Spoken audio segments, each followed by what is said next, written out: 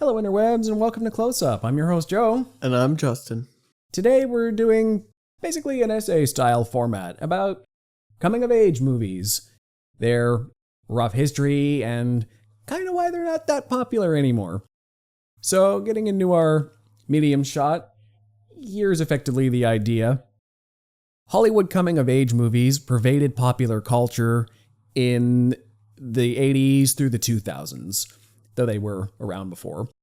Their decline was sudden, brought about by a changing American film industry, changing attitudes towards the teenager as a demographic, and because North American society is in a state of arrested development. And note here we're talking mostly about live-action coming-of-age movies, because a lot of the tropes that are in decline that we're going to be discussing still exist in animation. And comic books and other kinds of medium. Some of them are even alive and well on TV. We are talking mostly about films here. So, some history on the coming-of-age genre in film as I see it, at least as far as the mid-20th century. I noticed that a lot of these movies are about middle-class or rich white Americans, often teens or preteens. And going back to movies of the 60s and 70s, I noticed that some of the patterns I can see are movies like American Graffiti and The Graduate show coming of age as nearly traumatic. It's a hard break between youthful ways and adult responsibilities. There were more consequences for tough decisions in movies back then. They were more dramatic in a lot of cases on the whole. And then the 80s shifted coming of age into a more adventure-focused vein, where kids and teenagers rebelled against oppressive establishments and experienced fantastical things. There were all kinds of fantasy movies in particular. E.T., The Goonies, Neverending Story, Labyrinth, even other more sci-fi ones like War Games. There were just a lot of these more fantastical adventure scenarios that kids went on in the 80s. And then the 90s offered many playful versions of heightened reality, with personality-driven stories of romance and teenage hijinks, but also a lot of comedy. The 90s is like, well, just for example, the other night I watched She's All That and Clueless, and later on there was like American Pie, those sorts of things.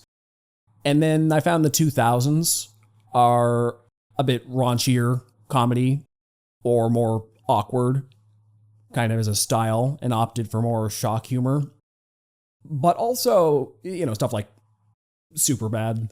But also, in a way, the 2000s shifted back towards a more fantastical way, where you got a bunch of things like Harry Potter coming out in the 2000s. So like we got more fantasy elements back in the 2000s after the 90s was relatively a heightened but more grounded version than the 80s.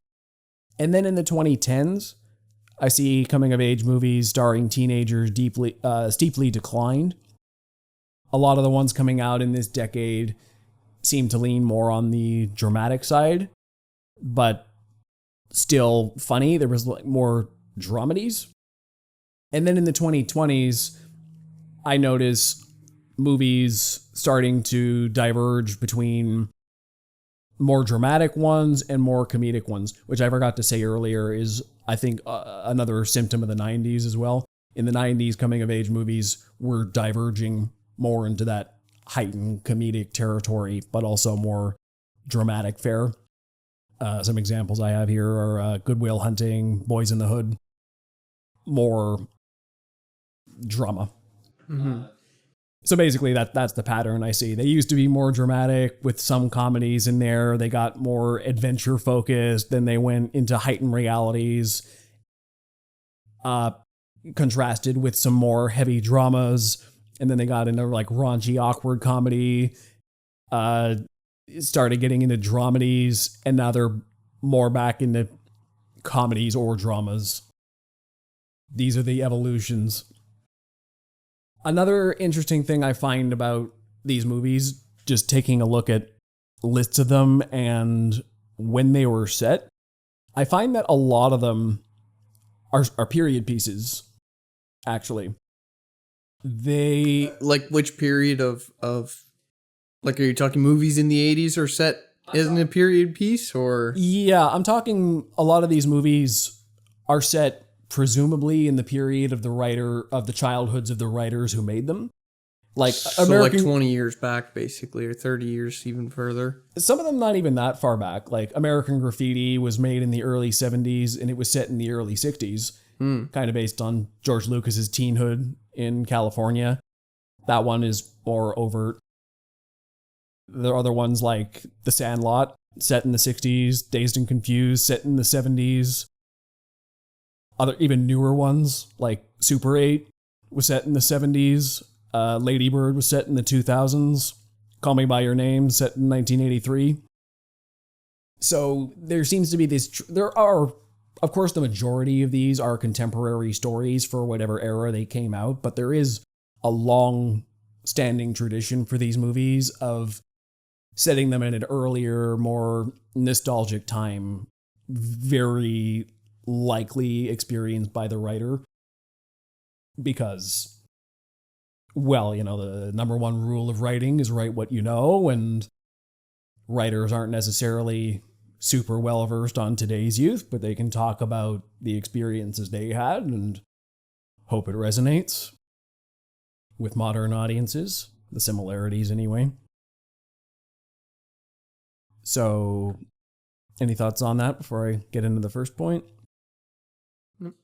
Yeah, so point one on why coming-of-age movies are in steep decline is the changing film industry.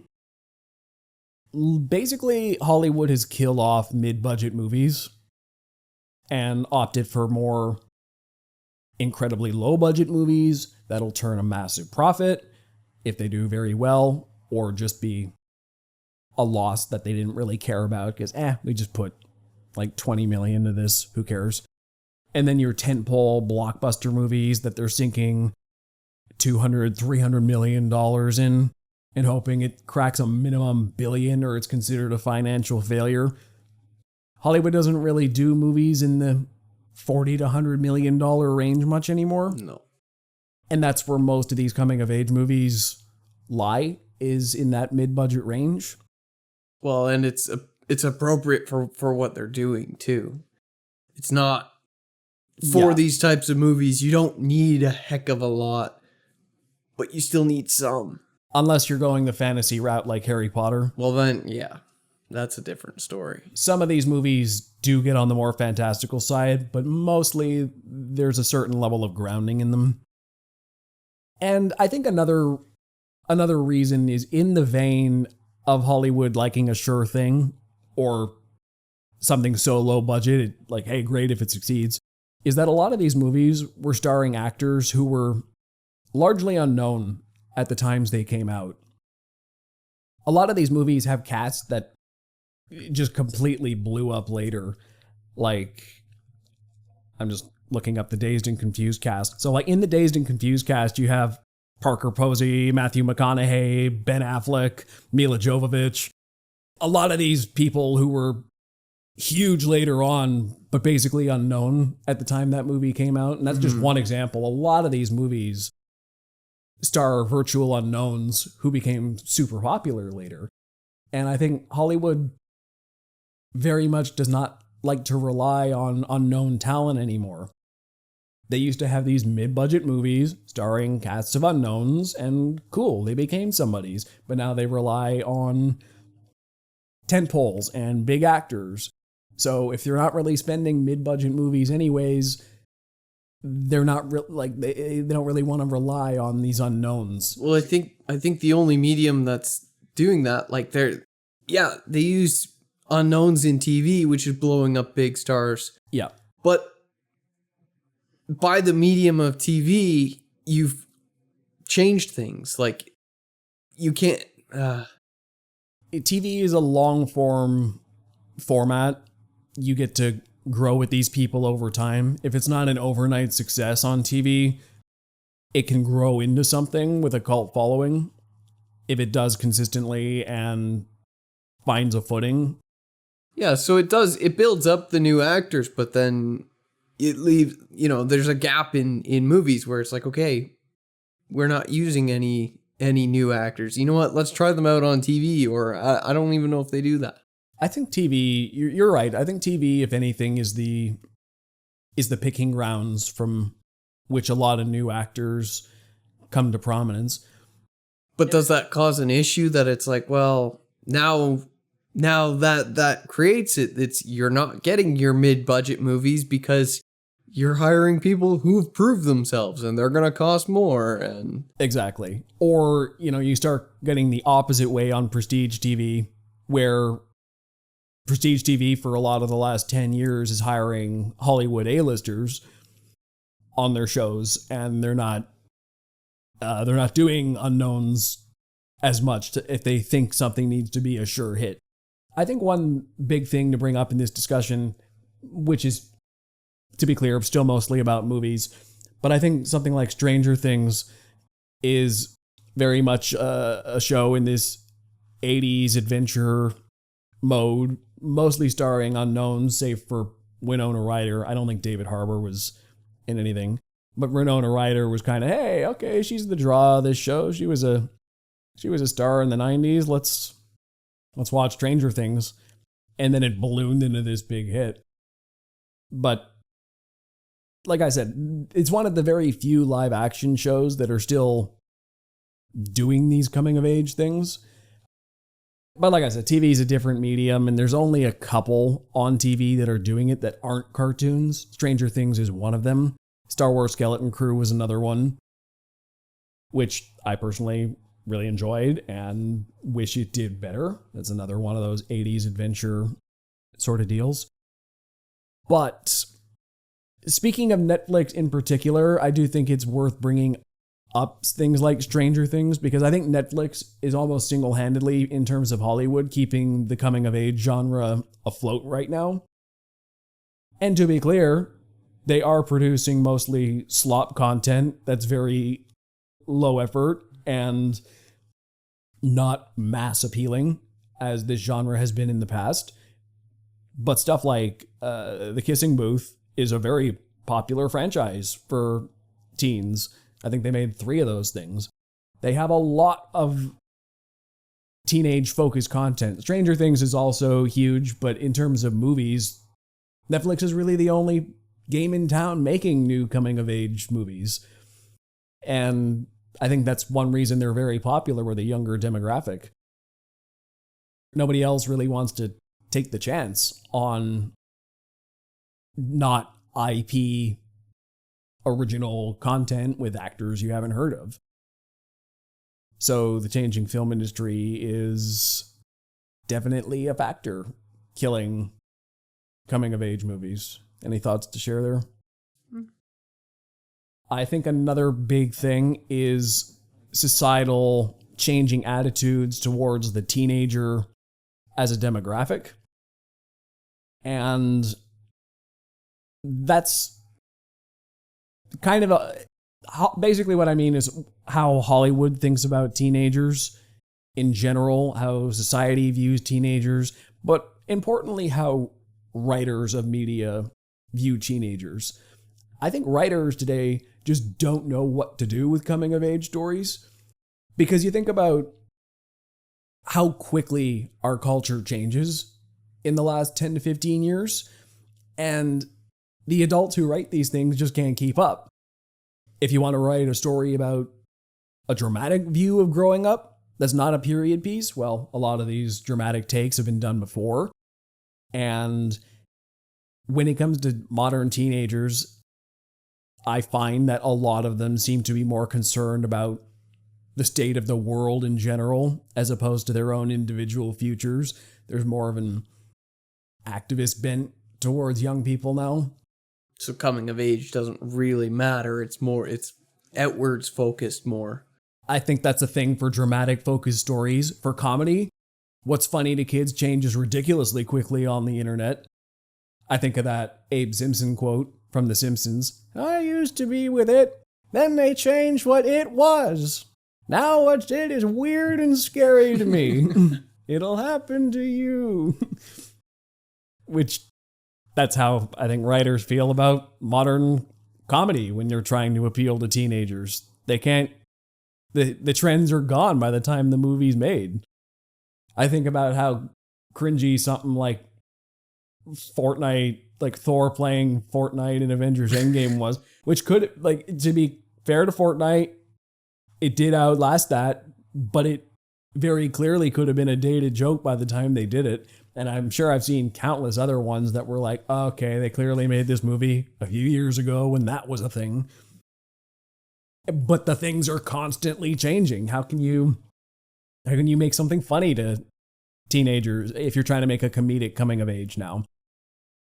And in terms of adventure movies, I think the big problem with adventure movies is that we as a culture are more averse than ever to seeing kids in danger situations.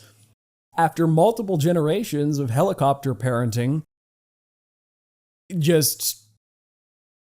and paranoia in general about, oh, what could happen to kids? You're going to die if you do anything but leave your house.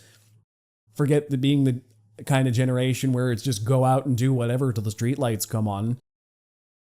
Kids nowadays don't really get into adventures, and I think we as a culture don't really want to see kids having adventures because it sets a dangerous precedent.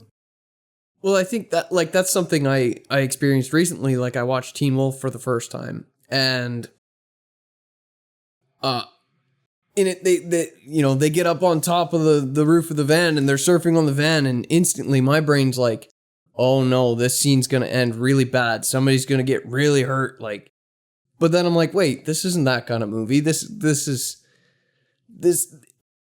But we don't see anything like that. And our brains right away are being taught to go, hey, that's really bad. That's dangerous. If you watched, like, I don't know, if you watched Jason Statham do it or whatever, you're like, cool, he's doing a cool action thing. You see Michael J. Fox playing a teenager do it, you're like, oh, that's dangerous. I mean, it's just a different context. You see any kids or young people doing things, it just, I think back to something like Robin in the 1940s. He was a 12-year-old fighting alongside a grown man, fighting hard-boiled gangsters in the streets in the 1940s. And that was like, fine. He's the point of view of the kids. And this is a scenario we're fine with. And Burt Ward, not 12 years old, but he was also supposed to be a teenager. Batman's young Ward. Okay, he's not like a child, but he's by the 60s. We aged him up a little bit, but he's still fighting crime alongside Batman in live action, because a 12-year-old might seem kind of weird, or you don't want a child actor on that show, fine. But then you get to the 1990s, big budget movie, Batman Forever, and you have Chris O'Donnell, who's a grown man playing Robin. He's not a 12-year-old. I think he's supposed to be like 18. Like, I think he is supposed to be adult age, and Bruce is just helping this guy out.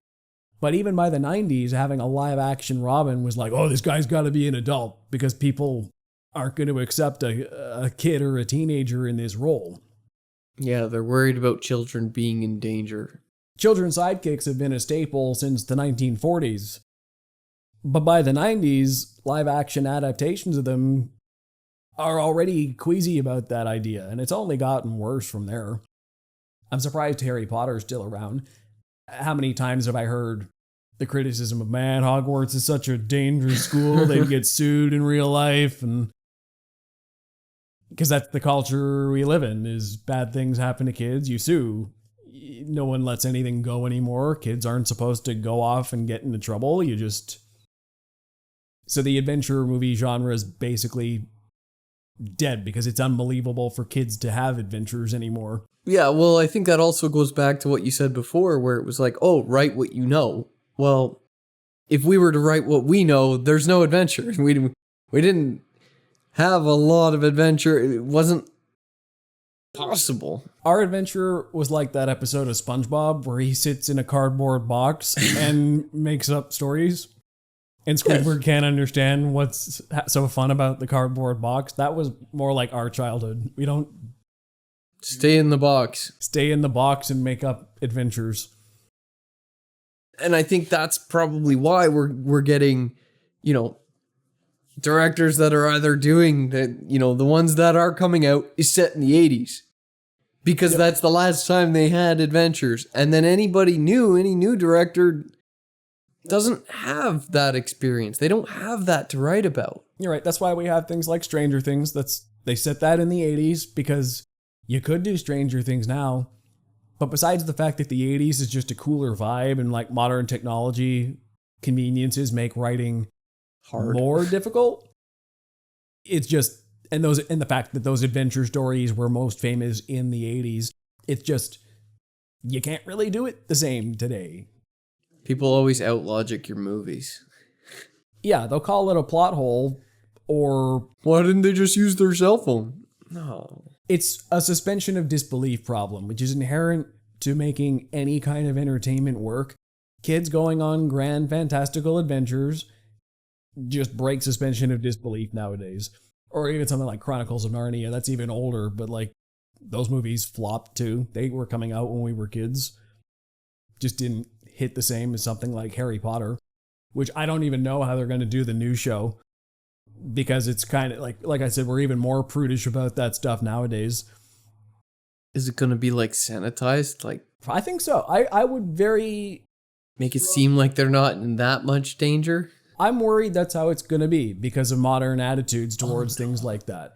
It's going to be like, oh, it's more about the villain not getting what they want, not that the kids are ever in danger. It's just the villain getting all powerful. Which the good thing about Harry Potter is that the earlier entries in the franchise are dangerous, but also a bit more sanitized to how it becomes later on. It's are they going to grow with the show is the thing, or is it going to be more sanitized the whole way through until like season 7 when they're like 25 years old in real life? And you're seeing like adult actors in these situations. I think another example I had in mind of how people just can't take this stuff is Ahsoka Tano from the Clone Wars show. When we were kids, Ahsoka Tano was about our age from the show. She was the audience point of view. Everybody grew up with her, and it's just fine. She's just a young Jedi, Anakin's apprentice in this situation. And then in the live action Ahsoka show, there were scenes where she becomes basically a kid again. I think she was about 12, fighting in the Clone Wars alongside Hayden Christensen's Anakin.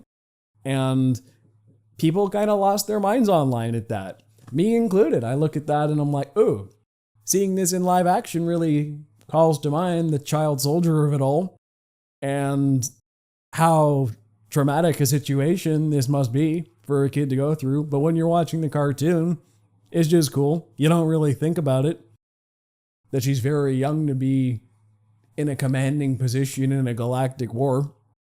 You just sort of watch it. I think that also comes down to, in animation, it's kind of hard to get a feel for really how old the characters are. You can tell me a character's 12. You can tell me a character's 14. But then it's like, okay, if I try to imagine a 12-year-old or a 14-year-old, and then it's like, oh, no, this is what a 12-year-old looks like. You're like, that's what I thought like a 10-year-old or an 8-year-old looked like. I think that also applies as well, because in a cartoon, there's not a heck of a lot you can do other than make them smaller to be like, yeah, this character's 12. But your understanding of a 12-year-old is usually not correct unless you're like a parent who exactly has a 12-year-old. That's true. But I also think people's expectations, like I said, for teenagers are just lower now. I don't think adults believe kids and teenagers are capable of as much as they are. So when you get to live action, you're like, oh, well, I don't believe a kid could take on that situation. So they don't put them in challenging situations just on the belief that because they're kids, they shouldn't have to face challenges. I think kids and teenagers are a lot more capable in the right circumstances, more capable than many adults even. but they're sort of infantilized and like, oh, don't take that on. You can have more responsibilities when you're older. We'll just kind of do everything for you and coddle you and helicopter parent you, and like it's a far cry from the days of, once again, come back when the street lights are on. If you get really hurt or whatever, you'll probably deal with it or find a way to help yourself, or your friends will help you, or you kind of build your own communities and learn to get out of your own scrapes. Well, I feel like that was kind of like we caught the very tail end of that, but we've had this generation with this gap where they didn't experience any of that. But I feel like knowing more, it's sort of swinging back around the other way. So maybe that will change things in movies as well. Perhaps.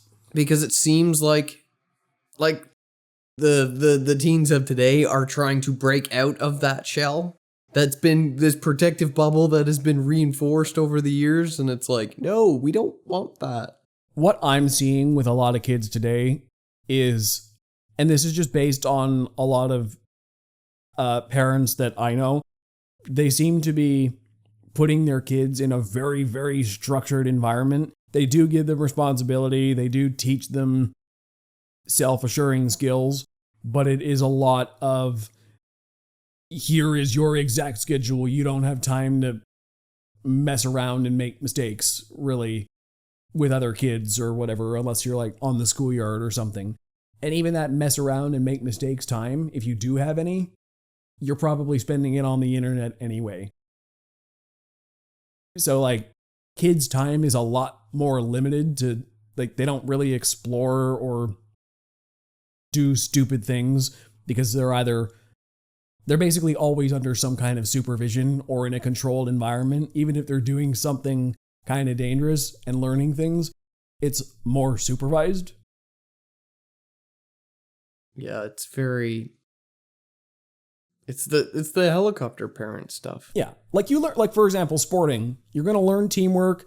You're going to learn how to take some hits and challenge yourself and push yourself further, good sportsmanship. There's a lot of things sports learn, and a lot of kids do get hurt in that, but you're also in this controlled environment. This isn't like, you know, when I was a kid, for example, like the schoolyard brawls we used to have when things went really badly, to the point where the teachers were like, okay, no, you have to have like some high school volunteer kid referee you now, because it gets way too rowdy with the fist fights on the schoolyard when like nobody's watching you.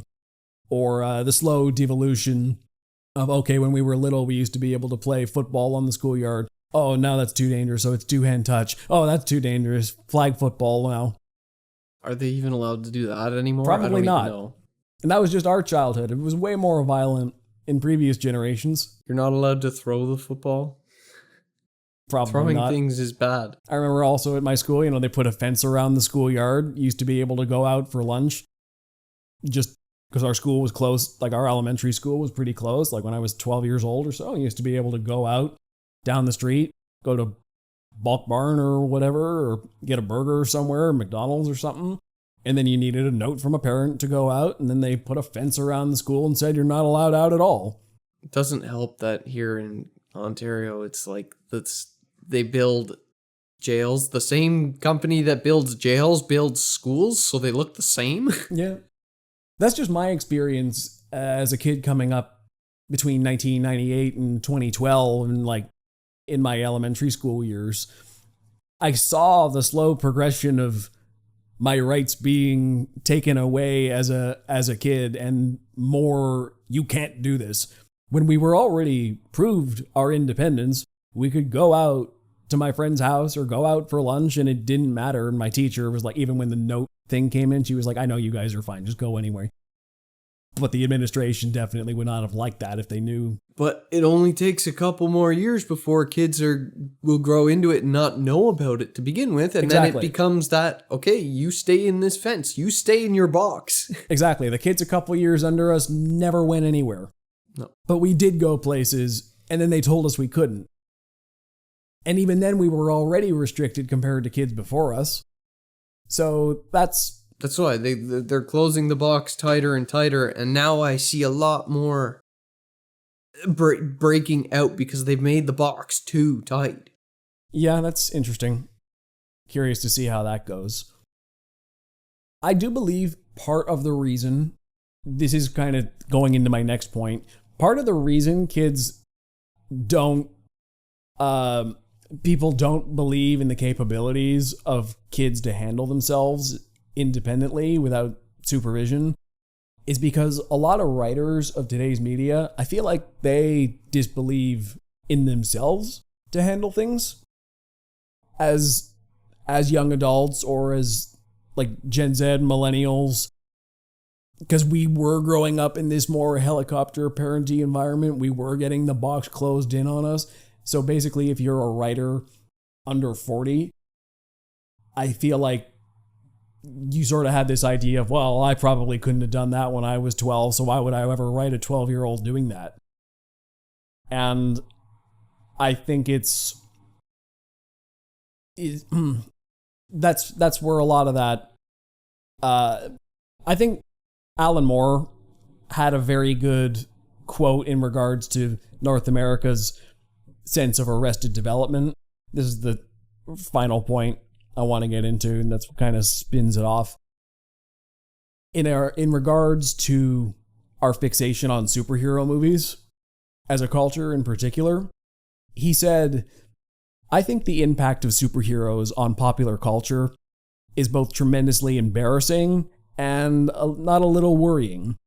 While these characters were originally perfectly suited to stimulating the imaginations of their 12 or 13-year-old audience, today's franchised Übermenschen, aimed at a supposedly adult audience, seem to be serving some kind of different function and fulfilling different needs. Primarily, mass-market superhero movies seem to be abetting an audience who do not wish to relinquish their grip on A, their relatively reassuring childhoods, or B, the relatively reassuring 20th century. The continuing popularity of these movies, to me, suggests some kind of deliberate, self-imposed state of emotional arrest, combined with a numbing condition of cultural stasis that can be witnessed in comics, movies, popular music, and indeed right across the cultural spectrum. So basically, superheroes are for kids, and we're clinging to being kids. Or yeah, this is the guy who wrote Watchmen, which is sort of the comic that let adults feel like, well, comics can be for adults, which he was, I believe, at the time parodying the rise of adult themes in a traditionally children's medium. It was nearly parody of ultra-violence in comics at the time. That's great. Just take it to the extreme. Yeah, that people immediately latched onto and were like, this confirms things can be violent and adult. And then comics have basically been like that ever since, targeted more towards adults. And I see that, I agree with Alan Moore here. And he's like, the guy who wrote Watchmen is basically like, yeah, these things were for kids and we can't let them go. And they're like acting like these things for kids are for adult audiences too. There's like this level of seriousness and trying to make it seem more legitimate where the source material just really isn't in his eyes. And I get where he's coming from. Not that these things lack legitimacy. When I first heard this quote many, many years ago, I had a strong gut reaction of very much disagreeing with him because, I was a young adult who liked these superhero movies and I felt like I was on the offending end of that.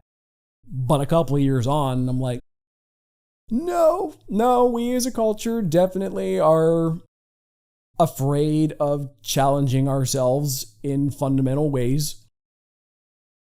Superheroes used to be for children. Now they're for teenagers and young adults. And we as a culture, a lot of individuals in this culture are not really growing up ourselves. We've been conditioned to seek comfort over challenge, and our choices in media reflect those values. People complain that we aren't given new and original content, but we mostly chose those safe and IP-driven ones over new things they give us. There's a reason we're given these things so much. Because the trend over time was these things made more money. Plain and simple. And I believe modern writers have a tendency to think like children. They're overly emotional, offer easy answers for their characters or worlds, and lack a grounding in reality, dare to show them that worldviews which don't align with their own. Like, try to tell them this isn't really representative of reality, and they'll get very angry. Well, I feel like a lot of movies don't really put real challenges in front of their characters either. No, it's easy. Everything's easy. Everything is easy. So when writers sort of have this childlike mentality, how can they write meaningful coming-of-age stories when they lack the ability to critically reflect on their own coming-of-age years if they've ever really grown past them? We as a culture are in a state of arrested development right now. So how can you write good coming-of-age stories? It's very hard to do that. It's like, well, you can write about stuff you experienced as a kid, but obviously you're not really growing beyond your own childhood into like critically reflecting adulthood. Like, my basic worldview right now on media is we're in a fun house. I think you look at media from most of the 20th century, and it was written by people who had real strong experiences. You get stuff like Lord of the Rings, a very strong world written by somebody who was very anti-war because he lived through the horrors of World War I. J.R.R. Tolkien is a war vet who lived through one of the most brutal, traumatic wars in human history. And modern writers give us stuff like Rings of Power, which is like a funhouse reimagining of that. Like, J.R.R. Tolkien put a mirror up to our reality and turned it into a fantasy, and modern shows are like, modern Lord of the Rings adaptations are like a mirror on Tolkien's work, which completely distorts it because they're not reflecting reality, they're reflecting a reflection of reality, and that is most of what we consume now. We used to write stories about real things, and now we're writing reflections based on things because nobody has lived experience worth telling. At least in North America, anyway. People who are in writing positions in Hollywood. Combine that with Arrested Development, and coming-of-age stories are just dead right now. That's my take on that, anyway.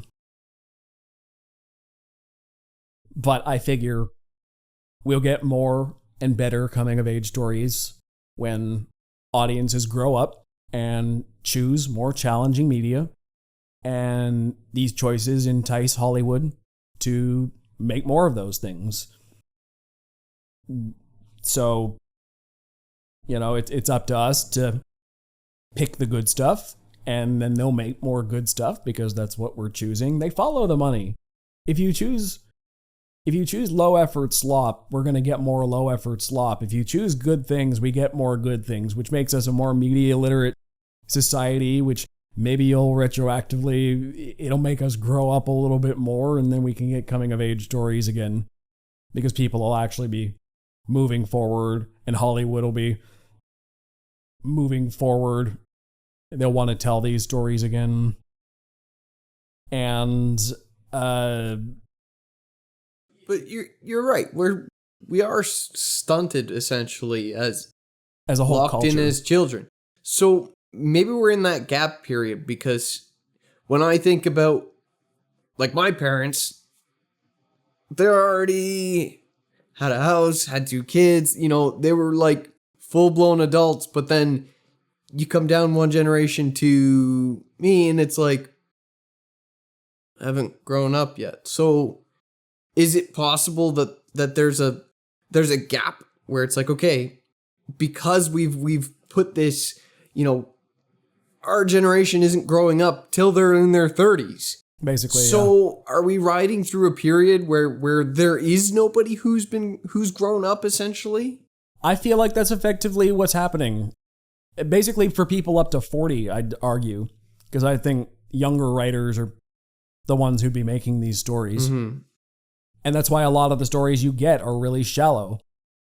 because there's really nothing they have to comment on. Like you said, in terms of us growing up, I think to myself, and I told you this earlier, if I happen to theoretically be in a room with a bunch of teenagers and children, my first gut instinct, oh, if something goes wrong, raised my whole life, oh, something goes wrong, get an adult for help. And then if something were to go wrong, I have to consciously realize, oh, shoot, I'm the adult. I'm the adult. I don't know what to do. How a whole room of children look at you. Whoa, whoa, whoa. I don't know what I'm doing. I'm not the adult. So I feel like, critically reflecting on myself, I don't put myself in positions of responsibility or authority because I don't feel equipped to handle them. I'm 26, and I feel like 26-year-olds were way ahead of me before. They had more stable careers. They were married. They had kids. They,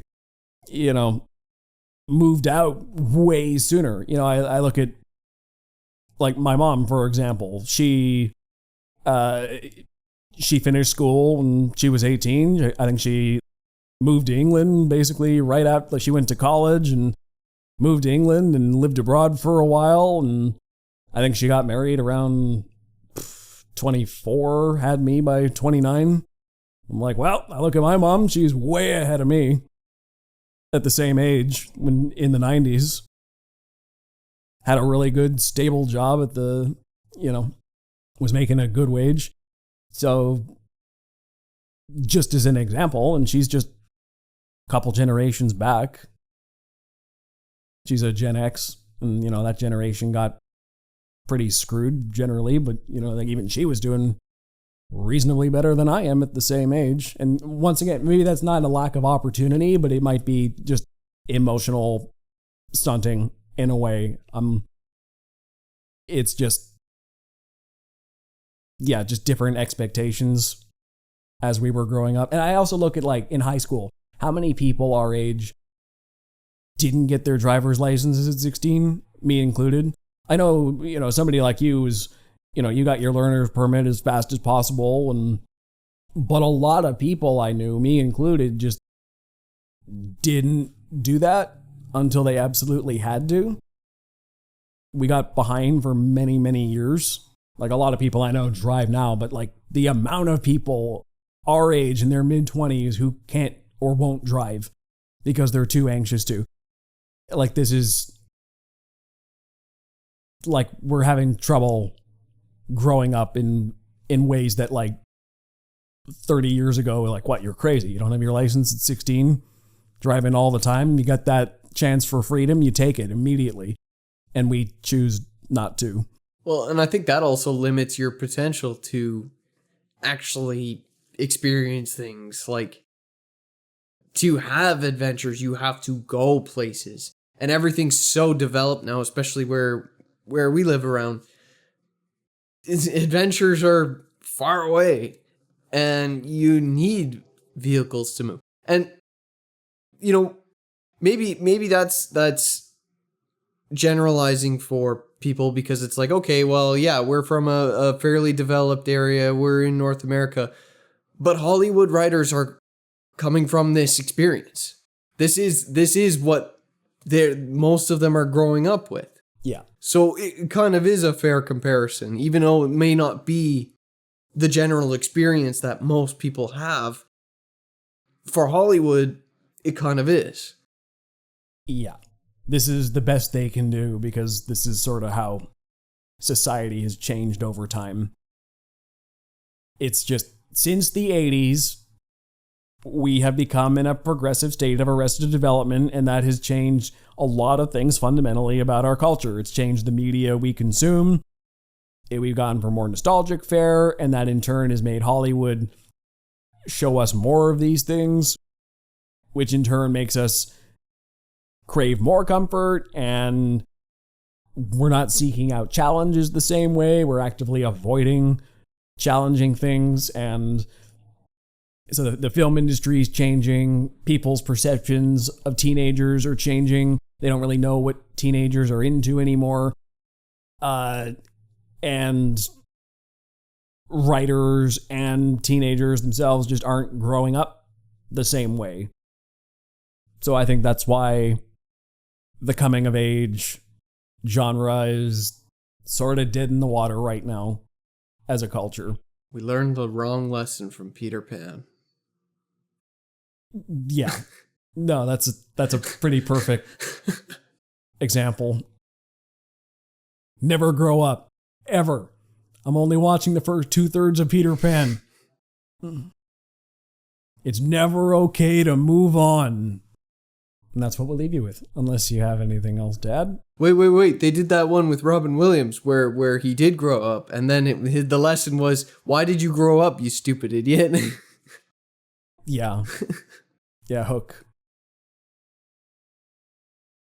So yeah. I blame Disney and Peter Pan. Blaming Disney is always a good bet.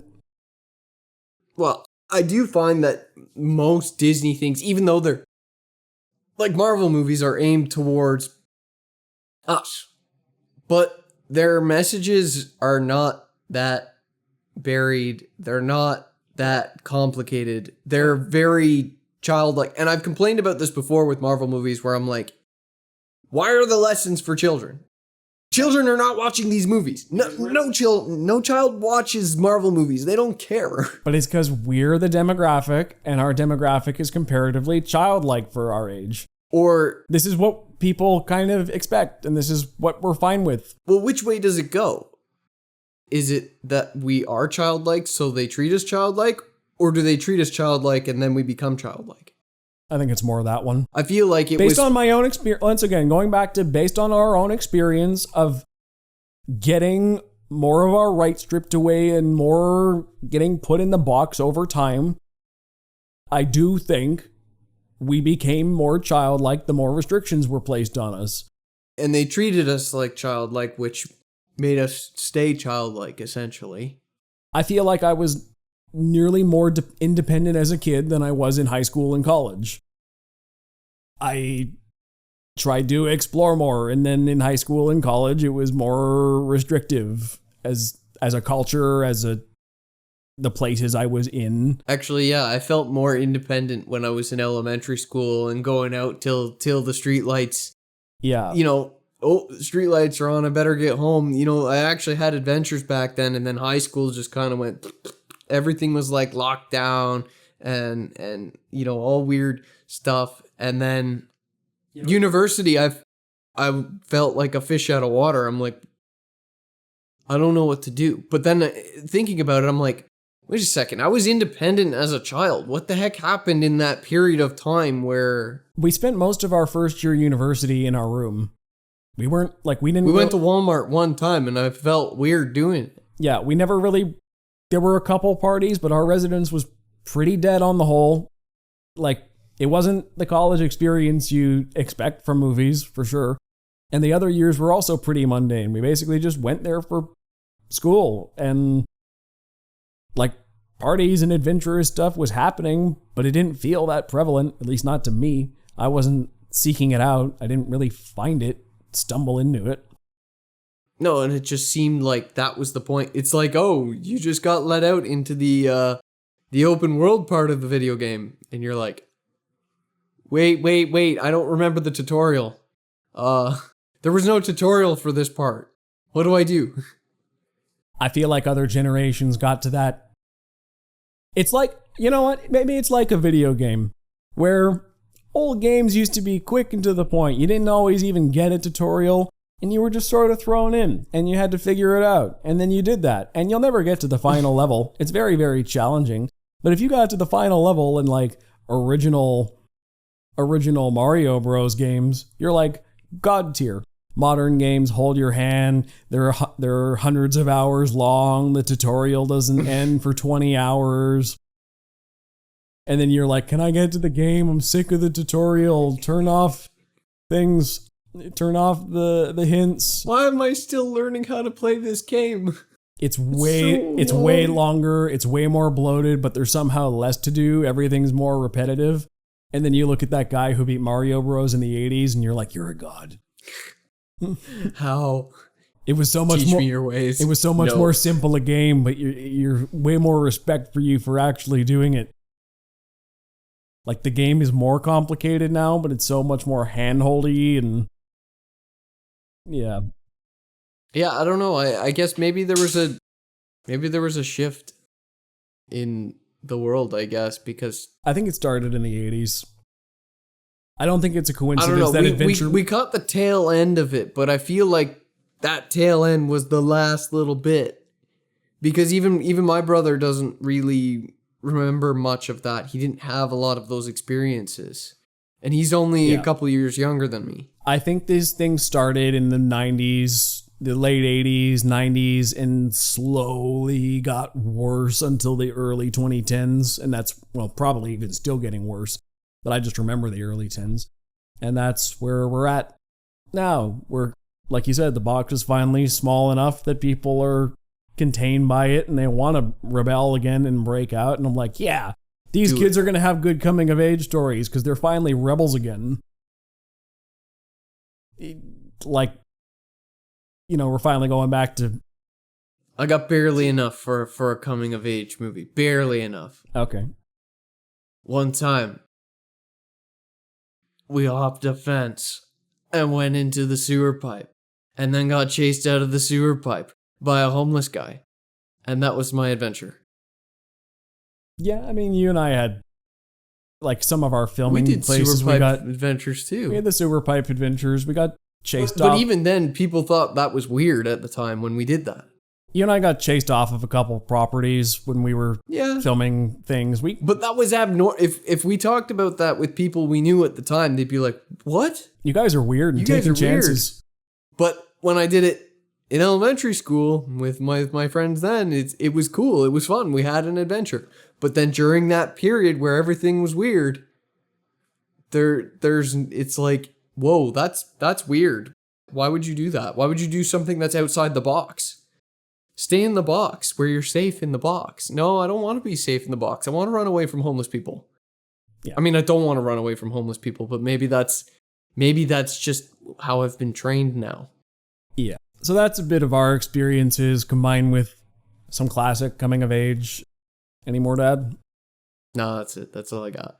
Yeah, so that's the basic. We as a society need to grow up, make better choices, more challenging choices, and maybe the younger people need to get out of the box, rebel harder, and then maybe by the time they're old enough to write stuff in Hollywood, they'll have better stories to tell.